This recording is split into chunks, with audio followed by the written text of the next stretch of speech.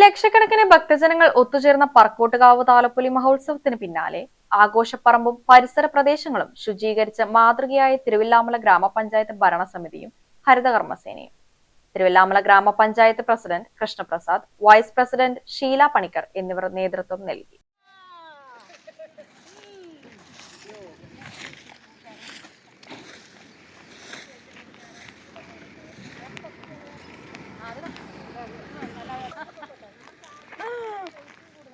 ഉത്സവത്തോടനുബന്ധിച്ച് കാവ് പരിസരം, ക്ഷേത്ര മൈതാനം, പ്രധാന കവലയായ ചുങ്കം സെന്റർ എന്നിവിടങ്ങളിൽ അടിഞ്ഞുകൂടിയ മാലിന്യങ്ങൾ നീക്കം ചെയ്യാനുള്ള ബൃഹത്തായ ശുചീകരണ യജ്ഞം ചൊവ്വാഴ്ച രാവിലെ 7 മണിയോടെ ആരംഭിച്ചു.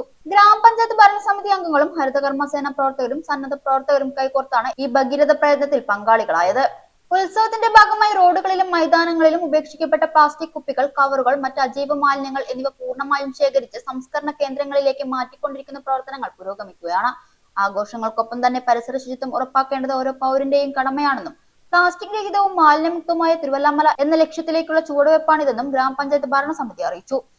പറക്കോട്ടാവ് താലപ്പൊലി കഴിഞ്ഞതിന്റെ ഭാഗമായിട്ട് പറക്കോട്ടാവിന്റെ അമ്പലവും പരിസരവും എല്ലാ വർഷവും പഞ്ചായത്തിൽ നേതൃത്വത്തിൽ ക്ലീൻ ചെയ്യാറുണ്ട്. അതിന്റെ ഭാഗമായിട്ടാണ് ഇന്ന് ഇവിടെ ഹരിതകർമ്മസേനയും അതുപോലെ തന്നെ പഞ്ചായത്തിലെ ഭരണസമിതി മെമ്പർമാരും ചേർന്ന് ഇവിടെ ഈ ക്ലീനിങ് സംഘടിപ്പിച്ചിരിക്കുന്നത്.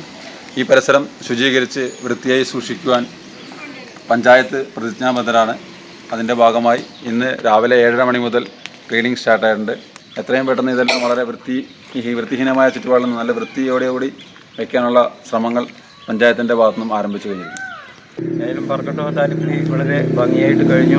താലപ്പൊലി കഴിഞ്ഞിട്ട് പരിസരമെല്ലാം വൃത്തികേടായിട്ട് കിടക്കുകയാണ്. തിരുവല്ലാമല ഗ്രാമപഞ്ചായത്ത് മെമ്പർമാരും ഹരിതകർമ്മസേനയും കൂടിയിട്ട് വളരെ വൃത്തിയാക്കിക്കൊണ്ടിരിക്കുകയാണ്. എല്ലാവർക്കും നിർദ്ദേശത്തിന് നന്ദി. വെയിൽ കനക്കുന്നതിന് മുൻപ് തന്നെ ദ്രുതഗതിയിൽ നടന്ന ശുചീകരണ പ്രവർത്തനങ്ങളെ നാട്ടുകാരും ഭക്തജനങ്ങളും അഭിനന്ദിച്ചു.